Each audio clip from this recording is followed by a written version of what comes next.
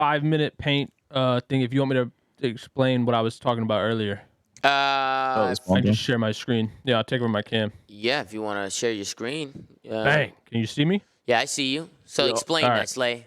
So yeah, so let obviously this is super oversimplified, right? So red team, blue team, and this is the white occupy or occupy hardpoint volume. Yeah. And so distance wise, let's say this spawn, right? Let's say this is one of the weird spawns that the player got is the closest to the point. And so what I was trying to explain earlier is like you have basically This guy drew a normal line diagram. graph. Yeah. So like you have the weighting and you have the distance. So this would be the hard point. And so let's say all these green circles are spawns, right? And they all have a value of let's say 0.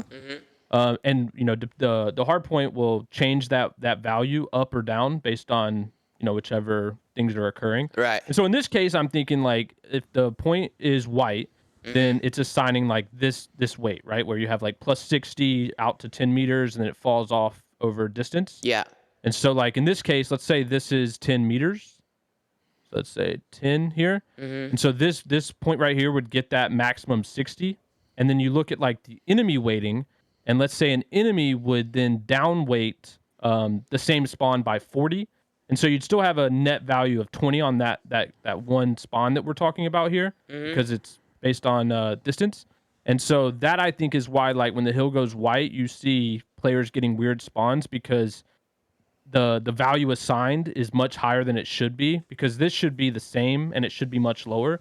But I think like in this what we're talking about modern COD where they're trying to make engagements very fast, I think they're trying to spawn players closer to the point.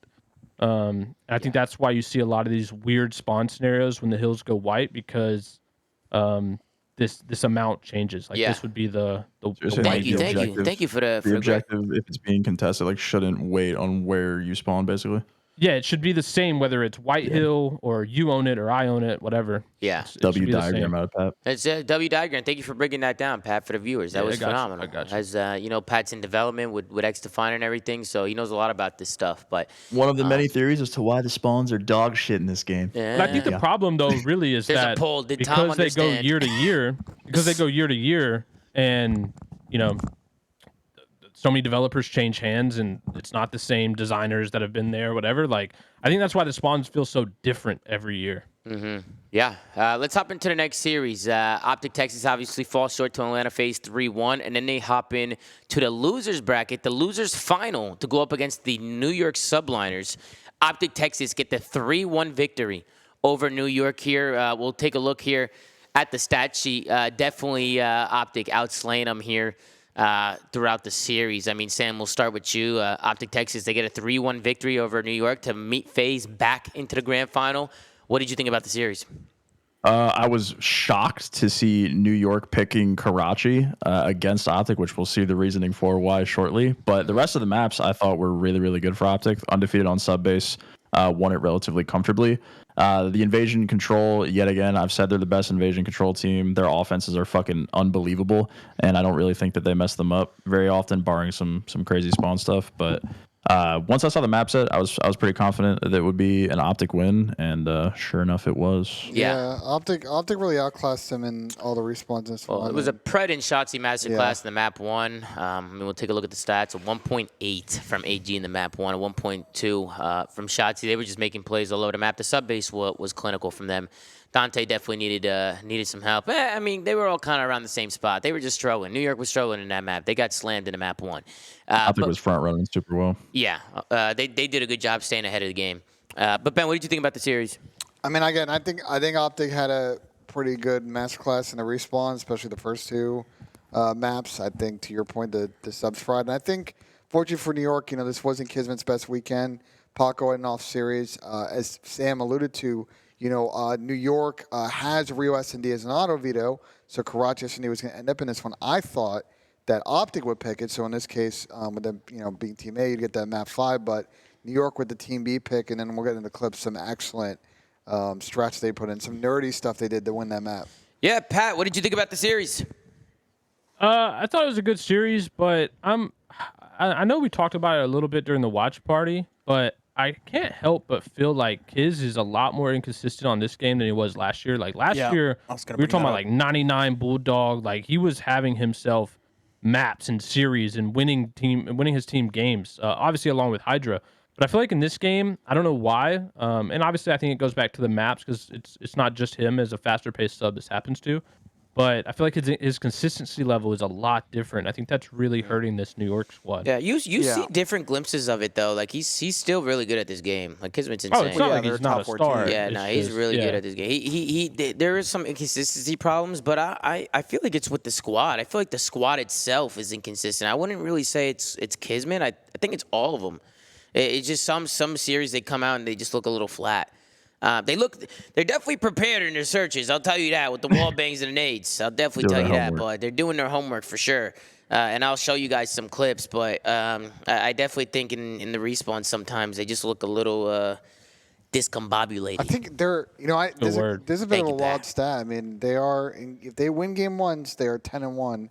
They lose and they're 5-5. Getting that early momentum is key because such a good search team in this game. They lose the first map and then doors are wide open. Yeah. I almost want to say I want to see him slow it down. Like, does anyone disagree with that? I mean, Like, probably even- just with the style. I mean, so I- even when he does good, he'll have like 110 deaths. Even though he has like 90 kills, like he obviously gets his kills, but I feel like he's just playing a little too fast. So I have a take, and I want y'all's opinion on it. I think him and Dill are both like really good. Envoy are both like really good superstar compliments, right? Like Dill plays off of Toby and Kiz plays off of Hydra, and I think because of the way that they are trying to like gap fill and like make the right play every time off spawn and like kind of help their main Slayer like do their job to make sure that like Paco is frying or Toby is playing well. I think it almost like impacts their gameplay in a way that like lends to these super insane engagements that Pat's talking about.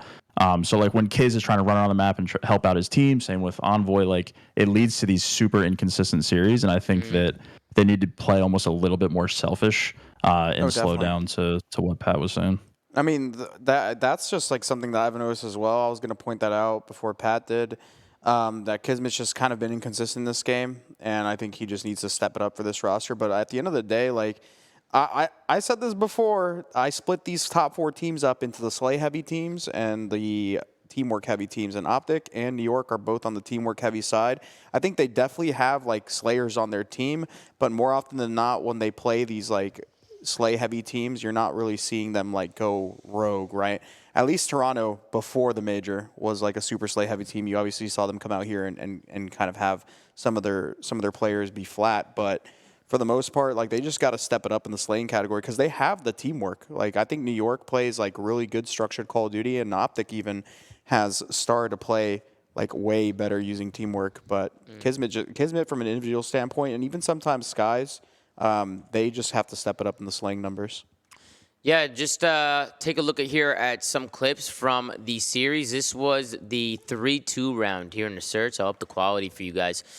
This is a big 1v1 from Sib. There's a lot of controversy in my chat. I didn't think this was a snake at all, but hella people in my chat were saying it was a snake and calling for a red card. I mean, they're fucking nuts in it, but what did you guys think? Did you think this was a snake from Dante? I did not. I thought he was crouching. Again, No snake. This is No where snake. those are is- crouches there. No Those snake. are crouches there. It's One not a snake. snake by the definition Two of the snake. GA, Hey, two but the pump. problem is this is where the line gets drawn, and it's just something that is going to be kind of impossible to fix, right?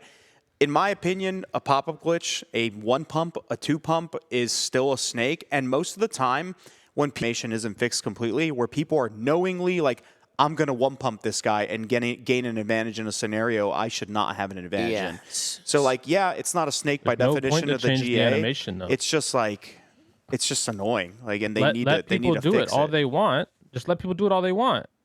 What do you mean? Just give them hella sway when they stand up. Well, yeah, I mean, obviously there's That's ways what to we're fix doing. it. Yeah, but you no, get I the- mean that is a good get the way point, to do dude. it. It's but- just- it's and so then, cringe. And then also, I mean, It makes the most sense. Like if you want to do this, when you stand up to go for a gunfight, your aim is swaying like crazy. You can't hit your shot. Yeah, there So needs you to be can like do a this stamina and or get endurance